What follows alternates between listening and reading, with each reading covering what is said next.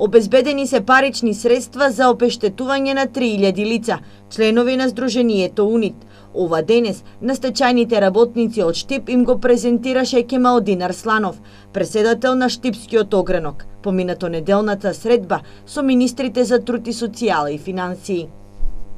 Кажани од финансии дека за 3000 души обезбедени се пари за стечајците, така да рачунаме најкратко в рок да бидеме примени и од сите и да идеме на комисии во парламентот и да не се реши проблема.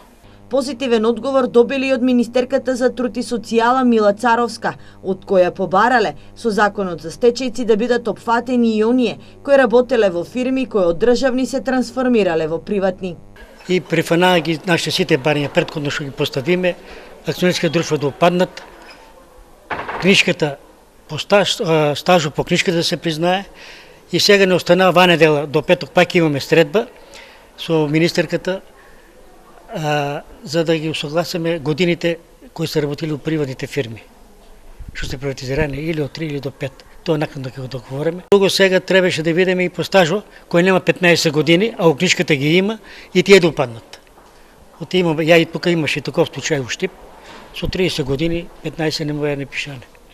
Во Штип има над 200 стечајни работници, кои може да бидат опфатени со новиот закон, појаснува Арсланов, апелирајќи дека сите стечајци треба да се запишат во списоците, кои ќе бидат отворени најдоцна до наредниот понеделник.